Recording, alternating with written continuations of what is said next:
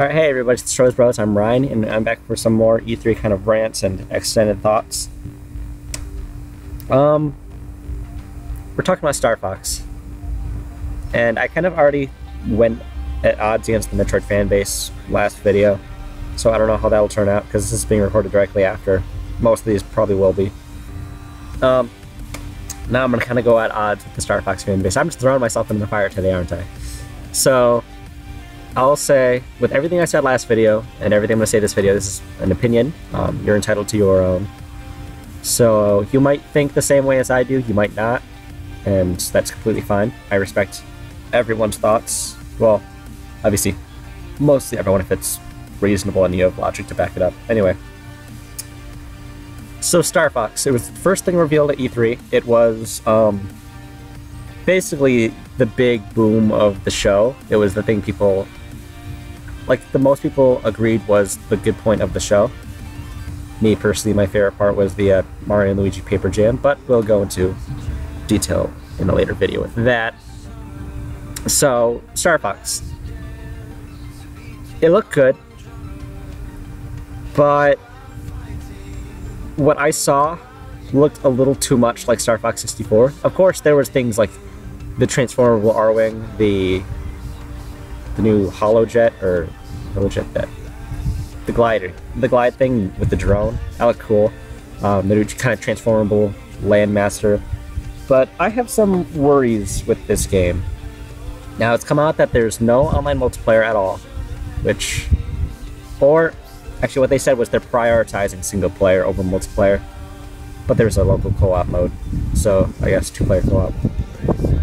But reports are saying there's no online multiplayer at all, which, that's fine. You don't need multiplayer in every single game, or online multiplayer in every single game. But from even the first scene, how they showed Corneria and Titania looked very, very similar to StarFox 64. And I'm not the world's biggest fan of StarFox 64 because, honestly, I believe its gameplay style as an on-rail shooter is more suited for arcades in the way that it was presented there. So StarFox 64, you have different branching routes and you can get to the end goal of Venom. And you start out and you can pick a goal and you go through it, and it's kind of like path one, and you have kind of multiple endings depending on which path you take. But the interest for that, for me, was never really there to continue on more than maybe two paths at most, because I've already kind of experienced all the game had to offer at that point. Because each path gives you, like, you get a bunch of R-Wing missions, you get like a Landmaster mission, you get, in one path you get the, what's the sub called? The Blue Diver? Something like that. And it's like, by the first path, like your first time going through, you experience a good, like, 50 to 75% of all of the mechanics that the game has to offer. And it's fun. It's a fun, like, hour, maybe half hour, depending on how fast or good you are at the game. And then you go through on the second time because you're hyped to see all the other levels, and you play through it, and you see a bit of, like, you know, a little bit of repeats because you got to do the other, like, mission of that level, and so find the secret exit, which, okay, I mean, there's something there. And then by that point, you kind of see the other half to 25% of the gameplay. And when you get to Venom, then there's no real desire to play a third time because you've already seen all of the game it has to offer, just with a different coat of paint. With different, like, with just different, you do the same things in different worlds. And it's fun, yes, I'll give it that. But there needs to be a desire to continue and not have it just be the fun factor, because that wanes very quickly in a gamer's mind. An example I'll use to kind of explain is Splatoon single player. You've got 27 levels. It might not sound like much, but it's actually pretty hefty for a single player. But each level has you with a different mechanic. Each level has you growing with the skills that you've learned from the previous levels. And I know this is comparing a game from like the 1990s to a game that just released this year. But this even goes into like the remake that they made of StarFox 64, how they kept the same style. So I could even compare it to that. So Splatoon has you doing these missions, and each one builds on your skills. And the desire to keep going is there because it's not like if you finish one of the worlds, because each world has like 4 or 5 levels and then a boss, then 4 or 5 levels and a boss, and so on and so forth. It's not like if I finish the first 2 worlds, I've seen all of the gameplay that this game has to offer and just repeat it for 3 more worlds. That's honestly something like 2D Mario nowadays. That's another rant, another day. So it makes me want to continue playing because there's new things to do with the gun or use the pre-established controls that you can do.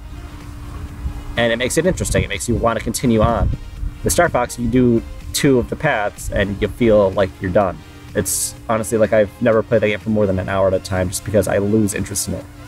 Now, there are people out there who like the style of play and can play it for longer, and that's on them. But for me, that's just it fits more of with that style. I feel like an arcade shooter, with how short the time of play is and how much content you can pack in one run.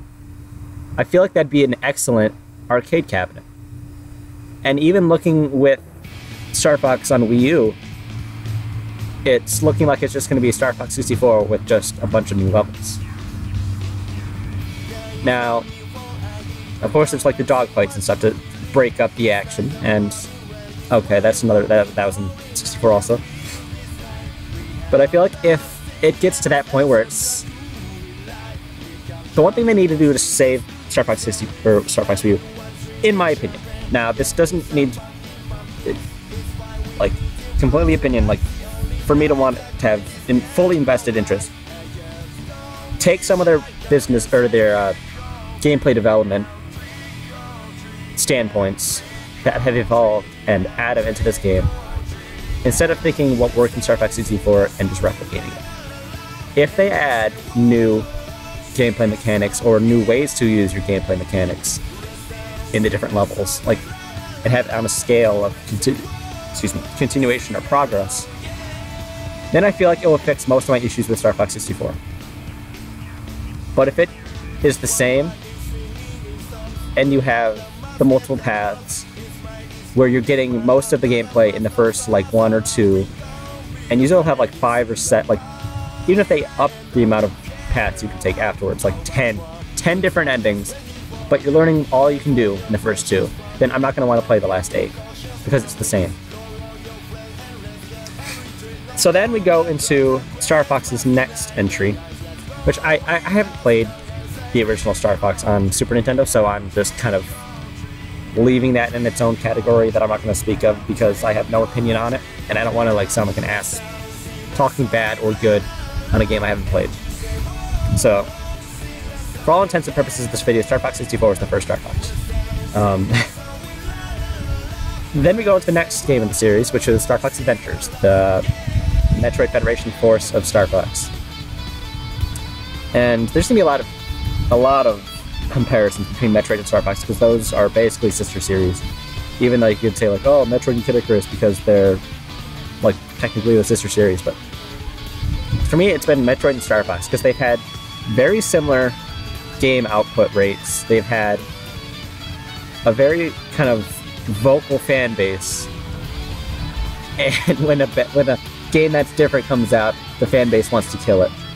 So, Star Fox Adventures. This game was made by Rare for the GameCube, and it was going to be its own IP called Dinosaur Planet. Excuse me. I'm sure it would have been fun as its own IP, but the reason that I picked it up was because it had Star Fox in it. Because I liked Fox in Super Smash Bros. That's where I first officially got encounters with Fox. I didn't start with Star Fox 64, so that's probably the reason why I'm not sucking its dick right now. Um, so I liked Fox, I liked his design, and I also liked Falco. I loved his design in Melee. So, and then when I played StarFox 64, I saw his slightly different design, so kind of liked him there also. So StarFox Adventures comes out for the GameCube, and it's very, very heavily inspired by Legend of Zelda, so much so where it's pretty much a Zelda game. It's the third Zelda game on GameCube. And it's got voice acting, it's got kind of very quirky, cheesy, like, old voice acting that's kind of, like, bad that it's good. But there are some, like, winners there. I love the pseudo Michael Myers Warp Stone. I know he's just Scottish, but or Irish, anyway. So the game comes out, and people flip their shit. Because the game doesn't start off with Fox, it starts off with a new character, Crystal, who is going to be the main character of Dinosaur Planet. And instantly, this makes it the worst game of all time, because you don't get to immediately play as Fox. Now, I first played StarFox Adventures, actually, my mom used to work as a maid for a very short period of time. And she took me to the person's house that they were cleaning, and the kid there had a GameCube. And there he had Sonic Adventure 2 Battle, he had StarFox Adventures, and those are the two games that I remember. And those were the first two times that I played it because I hadn't yet got a GameCube. Or if I did, I didn't have those games specifically. But I remember going down City Escape and Sonic Adventure 2 and playing that first level with Crystal. So, I played this level with Crystal, I'm like, oh, cool, because he put it in, and I didn't see the disc or the game case.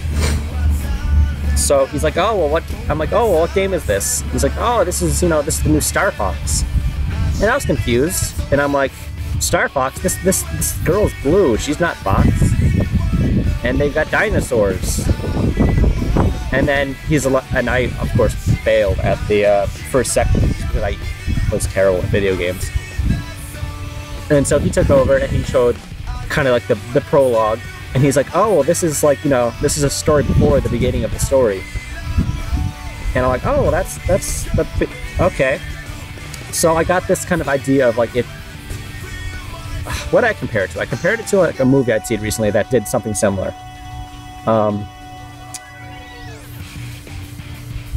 What was it? I don't remember. There's a bunch of movies that do it, obviously, that start off with kind of like a prologue before the main character comes in. It's like set like somewhat like setting the evil up, kinda. And I'm just thinking like, wow, these movies aren't shit on completely for not immediately introducing the main character to everyone. Like, I wish I could think of an example right now.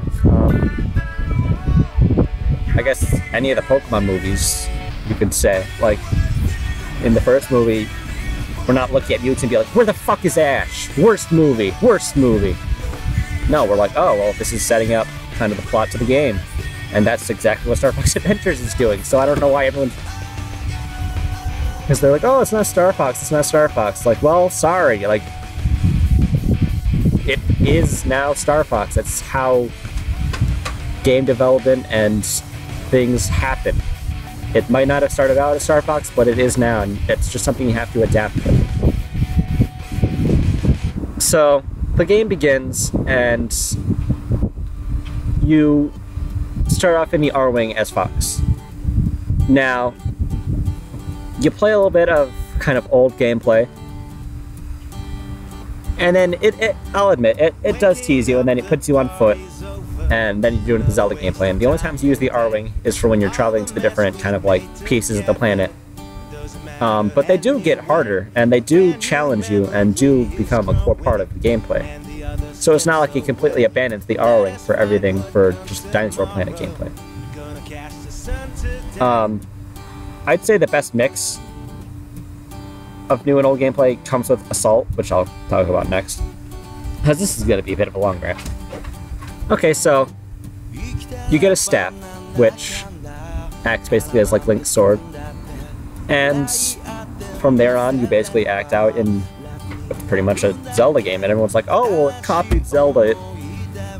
It ripped off Zelda, and it's a bad game because of it. No. This was a game made for a Nintendo console, made beside Nintendo, and even the fact that it resembles Zelda a lot, it's not a bad formula. It works. Now, of course, this is a one-time thing that worked, and if they made future sequels of Star Fox that were just Zelda clones, then yes, you'd say like, oh, well, why play Star Fox when you can play Zelda? But the fact that we have a hand with Rare, who at this point is still, like, I believe this is the last game they made for Nintendo consoles, but it's still got good developers. They've made very, very good titles. They've made Banjo-Kazooie, Conker's Bad Fur Day, Perfect Dark, Killer Instinct, Battletoads. They've made such amazing games, and this one is no different. It's still got that Rare polish. You're still collecting things. You got the little Bafamo dads, and I remember seeing a video for JonTron's look at StarFox temperatures, where he basically shits on the game because it's not Star Fox 64. And you know, JonTron, I love you, but change happens, and you don't have to be a bitch. And this is also to all of the Star Fox franchise. Change happens, you don't have to be a bitch. You can accept things and realize that your Star Fox 64 is still okay. There's no reason to, like, want to bitch that it's staining your perfect game. So, yeah, adventures happened. Most people, you know, committed seppuku because they ruined Star Fox. They killed off Star Fox, and Star Fox is never getting another good game. Then came Star Fox Assault on the GameCube. It was a return to the Star Fox 64 gameplay, but it mixed in on-ground missions. And so you had a nice balance between flying in your ship, flying in the Landmaster, or doing combat on foot. And I really liked that. It was a nice split balance between all the three. And get this, it didn't splooge its load in the first hour of the game. I know, right? The game has like 10 missions, which once again sounds short, and it is kind of short, but the game keeps it interesting all the way through. I'm okay with short games, just as I'm okay with long games. But the game needs to keep me through the entire game if it's going to be short. Don't invest all of your gameplay and all of your tricks in the first 50, like in the first half, and then leave the last half just like, do more of this. Like, the game continues on, like, at first you start off with just the R-Wing. Okay. And then later on, you get to use the Landmaster. Alright, that's cool, you're adding R-Wing gameplay and the Landmaster. And at the same time, they're developing both at the same time. And then you get on your first on-ground mission. So now they got 3 different gameplay styles that they're working well. And the ground gameplay is the worst, but even so, it's still enjoyable. It just takes like a second to get used to, because you're not like on rails anymore. You're not rails on the Landmaster side because you're in a big arena, sort of. But they do have the segments. And then, like, near the end of the game, I'd say like 60%. You have this section, and I apologize for noise. You have the section where you're riding on the wing of an R-Wing, shooting other people in the sky. Like, that's cool. And you do that, like, you do it again later on. Like, that's a cool gameplay mechanic they added. Like, it's evolution of gameplay. And it kept me interested through the whole game. And it also had a plot that was interesting to follow. And kind of just instead of, Andross is bad, let's go get him. These guys are bad, let's go get him. Wolf is bad, let's get him. Like, that's... I mean, Assault had variation with not having to rely on Andross, which I will say, the ending to Star Fox Adventures was a cop-out with Andross. the General Scales fight was complete garbage, and that I will agree with. StarFox Assault doesn't need Andros to have a villain, and I was okay with that. It's like the Mario franchise who takes Bowser away for a game and it still works, like in a Super Paper Mario, or I could also say Thousand Year Door, best game of all time, in my opinion. So, you've got the blend of creativity, innovation, evolving gameplay. StarFox Assault is probably the best Star Fox game out at the moment. My favorite Adventures, just because I like that gameplay more. Like, the on-rail shooter, like I said, is not for me as my favorite. I can still enjoy it because I enjoyed Assault, but my favorite being Adventures is unrelated to how good of a game it is. But even still, it's a pretty good game.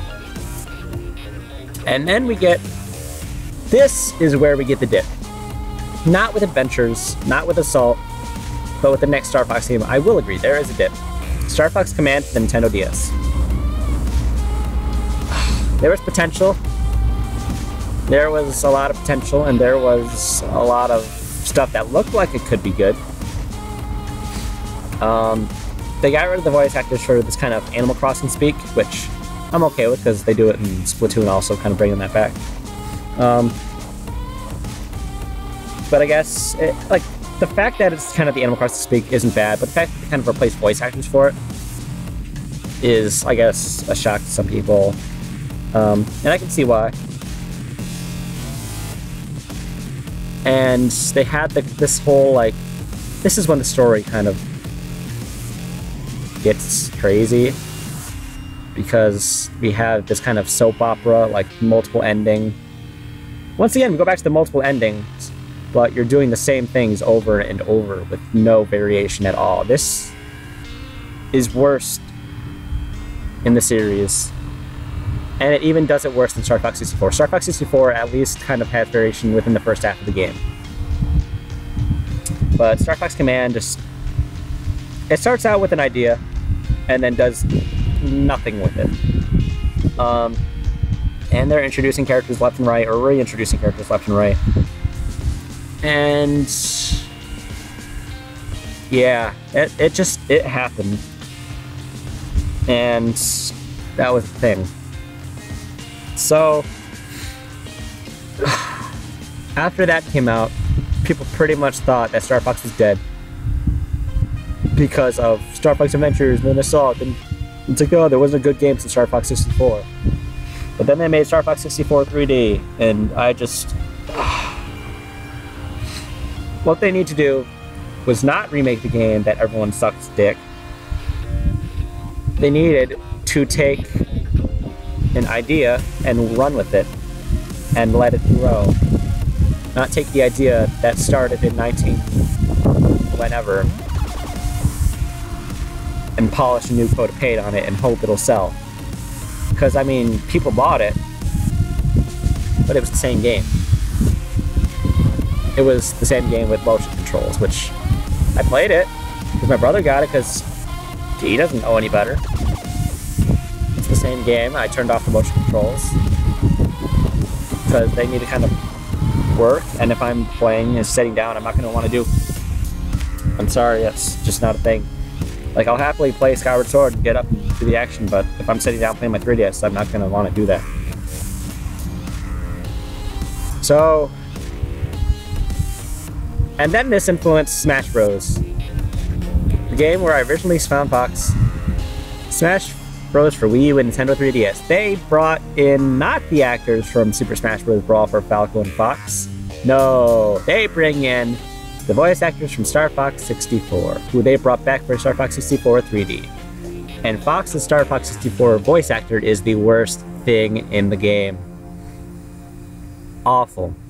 It sounds like you have a prepubescent teenager who's plugging his nose and going, "Fire!" Like, no, it's garbage. The next patch. No, I want Super Smash Bros. Melee / Brawl Fox voice DLC. I'd buy it. Falcos I've learned to deal with. and dogs. I've learned to deal with because it's not so much different than his Brawl voice actor. Like, it kind of is, but I can... It's not the worst thing ever. It's a bit of a change, which I can use because Paco's changed voice actors pretty much the whole time. But Fox's is the worst thing ever. And here we come full circle at StarFox Wii U. And it's looking to take most inspiration from StarFox 64, and, well, I do like that it's bringing in the transformable R-Wing from StarFox 2, which, that's awesome. I love that. Bringing in new gameplay. My only hope is that it just kind of continues. The equivalent of StarFox 64 is Nintendo's E3 digital conference as a whole. I think if they didn't blow their load with the Smash Direct on Sunday and did that with their digital event, it would have been way better than it was. That, and if Roy and Ryu weren't leaked. And that's the equivalent of if they didn't have everything there and just kind of gradually introduced to you, then it would have been fine. And that's what I hope what they do with StarFox Wii U. So yeah, those were my opinions on StarFox. If you like this video, please like, comment, favorite, share, and subscribe. I know this is a very unpopular opinion, but I mean, we all have them. And next time, what shall I talk about? I think I'm going to tackle the Mario and Luigi Paper Jam and the state of both of those sub-series. So, see you guys next time. Ryan from Stros Bros signing off.